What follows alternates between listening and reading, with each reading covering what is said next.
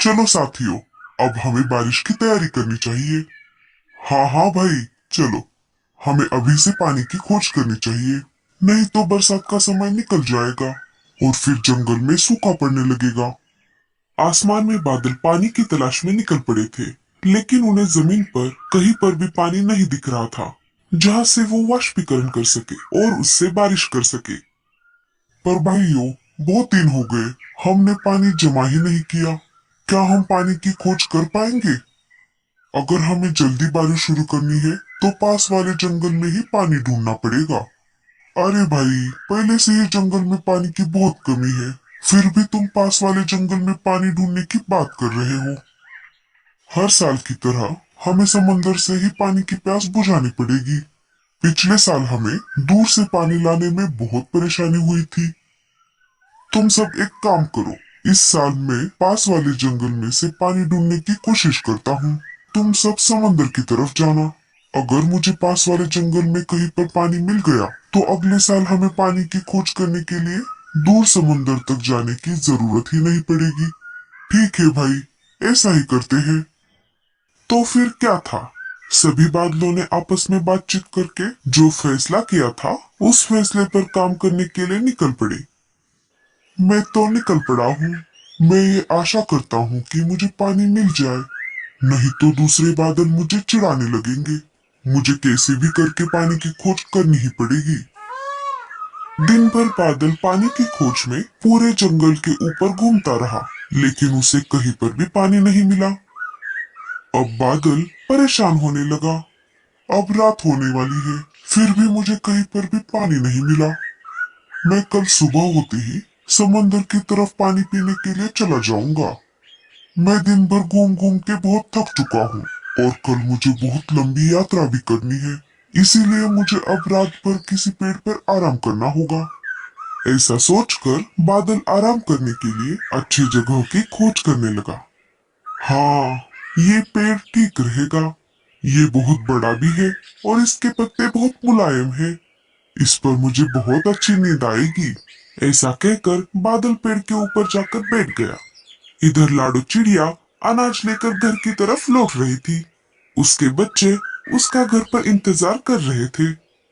लाडो चिड़िया अपने घोंसले के पास आ गई। बच्चों ने पहली बार बादल को देखा था, इसीलिए वो उसे घूरे जा रहे थे। मम्मी, वो इतना बड़ा क्या है? क्या वो एक पंछी है? अरे नहीं बच्चों, वो कोई पंछी नहीं, एक बादल है। पिछली बार जब आपने बारिश देखी थी, वो इसी बादल से आ रही थी। मम्मी, बादल नहीं होंगे तो क्या बारिश भी नहीं होगी? हाँ मेरे बच्चों, बादल को बरसात के लिए पानी की जरूरत पड़ती है, तभी वो बारिश कर पाएगा। बादल उनकी सारी बातें ऊपर से सुन रहा था। वो उनकी तरफ देख रहा था। मम्मी, हमें उनसे बात करनी है। नहीं बेटा, वो थक गए होंगे, उन्हें थोड़ा आराम करने दो। अरे कोई बात नहीं चिड़िया रानी, तुम सब मुझसे बात कर सकते हो। बादल की ये बात सुनकर बच्चे बहुत खुश हो गए। तीनों उसके पास आ गए। अरे, जब हम आपको दूर से देखते हैं, तब हमको लगता है कि सारे बादल बर्फ से बने होते हैं, पर तुम तो किसी सूखे कपास की तरह लग रहे हो। हाँ चिड़िया रानी, तुमने जैसा सोचा है, हम बिल्कुल वैसे ही होते हैं। हम बर्फ की तरह ठंडे होते हैं। तो क्या इसका मतलब इस साल बारिश नहीं होगी? अरे नहीं नहीं, ऐसी बात नहीं है। इस साल बारिश अवश्य होगी और वो भी बहुत ज्यादा। बाकी सारे बादल इसी कारणवश बहुत सारा पानी पीने के लिए समुद्र की तरफ गए हैं। अगले साल हमें दूर तक यात्रा न करनी पड़े, इसीलिए मैं पास वाले इलाके में पानी की खोज कर रहा था, परंतु मुझे कहीं पर भी पानी नहीं मिला। क्या आप पश्चिम में पहाड़ी इलाकों की तरफ गए थे? मैंने सारी दिशाओं में खोज की, परंतु मैं बहुत थक चुका था, इसीलिए मैं पश्चिम की तरफ बहुत दूर तक नहीं जा सका। अगर मैं बहुत दूर तक जाता, तो मुझे समंदर की तरफ जाने में बहुत ज्यादा कष्ट झेलना पड़ता। बादल भैया, हम जंगल के सारे पंछी पश्चिम इलाके वाले नदी से ही पानी पीते हैं, क्योंकि बाकी जगह पर कहीं पर भी पानी नहीं है। फिर तो बहुत अच्छा हुआ। मैं कल ही सुबह जाकर वहां से पानी पी लूंगा। तुम्हारा बहुत बहुत शुक्रिया चिड़िया रानी। मैं सारे पंछियों के उठने से पहले ही यहाँ से चला जाऊंगा। लेकिन जाते जाते मैं तुम्हें एक जरूरी बात बताना चाहता हूँ, क्योंकि तुमने मेरी बहुत मदद की है। पिछले साल बहुत कम बारिश हुई थी, इसीलिए हम सभी बादलों ने यह निर्णय लिया है कि इस साल बहुत ज्यादा तेज बारिश करेंगे, ताकि अगले साल तक जंगल के सारे जानवर और पंछियों को पानी की कोई समस्या ना हो। इसीलिए मैं तुमसे एक विनती करता हूँ कि आप सभी पंछी अपने अपने घोंसले किसी ऊंचे पेड़ पर बनाएं। हमें ये बात बताने के लिए बहुत बहुत शुक्रिया। मैं जंगल के सारे पशु पक्षियों को सतर्क कर दूंगी। इधर बाकी सारे बादल समंदर तक पहुँच चुके थे। अरे भाइयों, क्या पता हमारे बादल दोस्त को पानी मिला भी है या नहीं।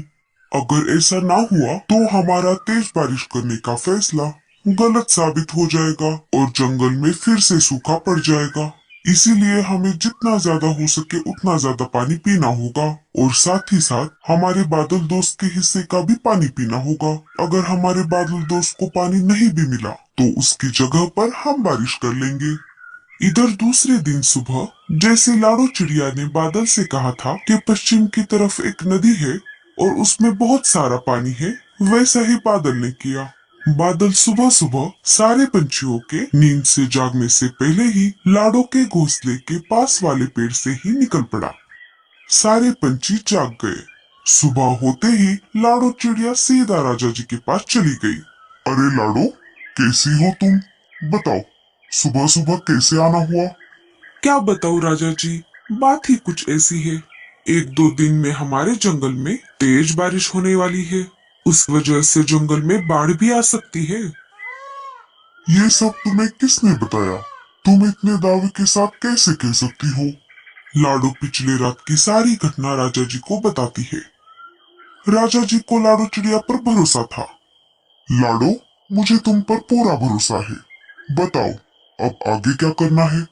राजा जी, चाहती तो मैं एक एक करके जंगल के सभी पंछियों के घर जाकर ये बात बता सकती थी, लेकिन उसमें बहुत ज्यादा वक्त लगेगा।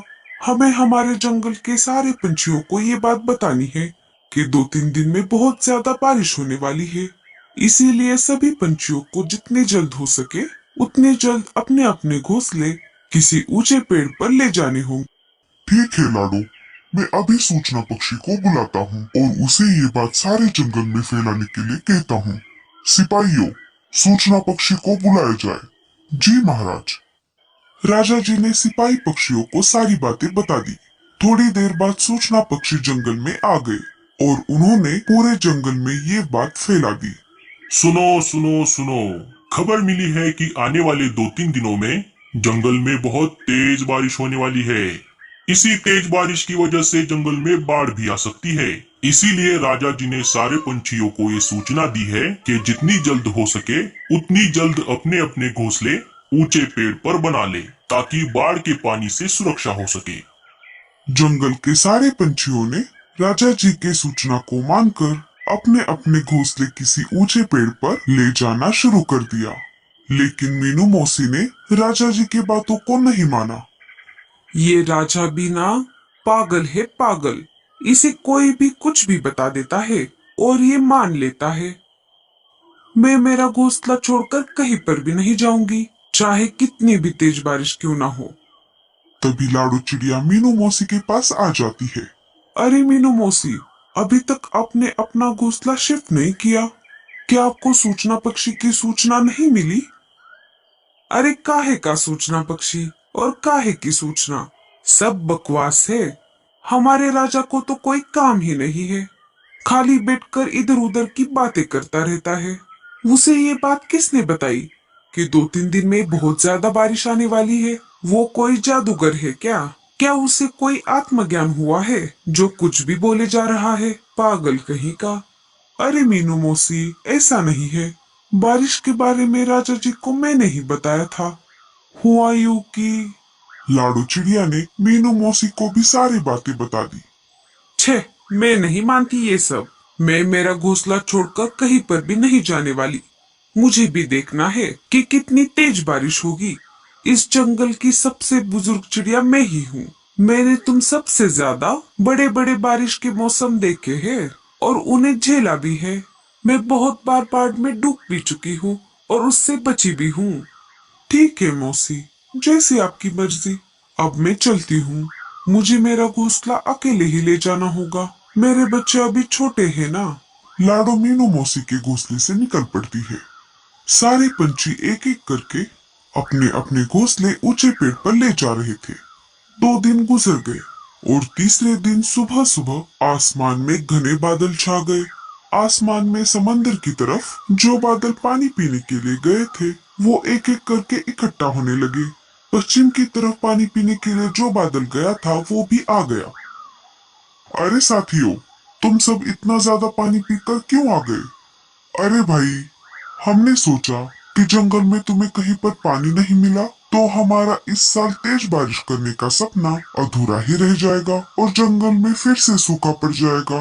इसीलिए हम तुम्हारे हिस्से का भी पानी पी कर आ गए। अरे साथियों, ये बातें हम बाद में भी कर सकते हैं। चलो अब तेज बारिश करते हैं। सारे बादलों ने मिलकर जंगल में तेज बारिश करनी शुरू कर दी। 2-3 दिन जंगल में लगातार तेज बारिश चलती रही। इस वजह से जंगल में बाढ़ आ गई। जिन जिन पंछियों ने अपने घोंसले ऊंचे पेड़ पर लगाए थे वो तो बाढ़ के पानी से बच गए, लेकिन इधर मीनू मौसी के घोंसले में पानी भरने लगा और थोड़ी ही देर में मीनू मौसी का घोंसला बाढ़ के पानी में बहने लगा। मौसी घोंसले से बाहर आ गई। अरे कोई मुझे बचाओ, मेरा घोंसला डूब गया। मीनू मौसी घबराते हुए लाडो चिड़िया के घोंसले के पास आ गई और दरवाजा खटखटाने लगी। लाडो, अरे ओ लाडो, जल्दी से दरवाजा खोलो, मुझे अंदर ले लो, मैं बाहर भीग रही हूँ। लाडो ने घर का दरवाजा खोल दिया और मीनू मौसी को अंदर ले लिया। देखा मौसी, मैंने कहा था ना आपको, लेकिन आपने मेरी बात ही नहीं मानी। थोड़ी देर बाद पानी और ऊपर तक चढ़ने लगा। आखिर पानी लाडो के घोंसले तक पहुंच ही गया। अरे बाप रे, मैंने तो मेरा घोंसला सबसे ऊपर बनाया था। अगर पानी मेरे घोंसले तक आ गया है तो इसका मतलब है तो बाकी के पंछियों के घोंसले डूब गए होंगे।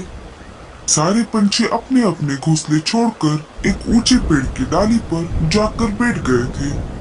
लाडो, उसके बच्चे और मीनू मौसी उनके पास चले गए। 4 दिन तक लगातार बारिश चलती रही।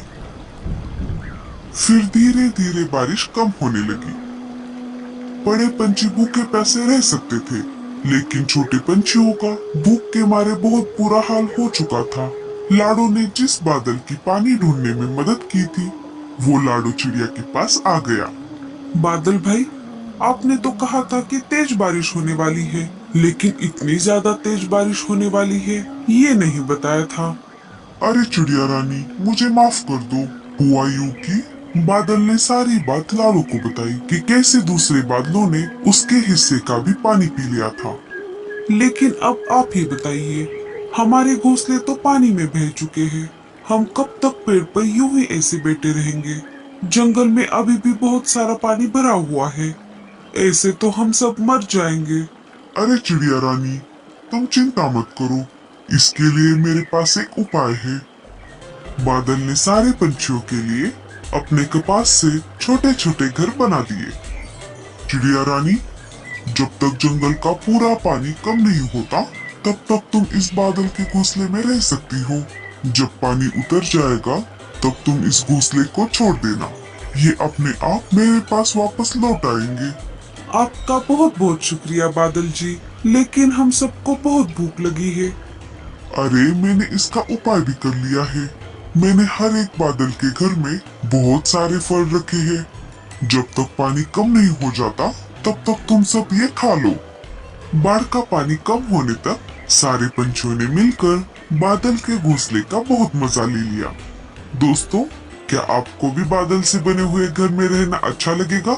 हमें कमेंट्स में जरूर बताइए और ये स्टोरी अच्छी लगी हो तो लाइक जरूर कीजिए।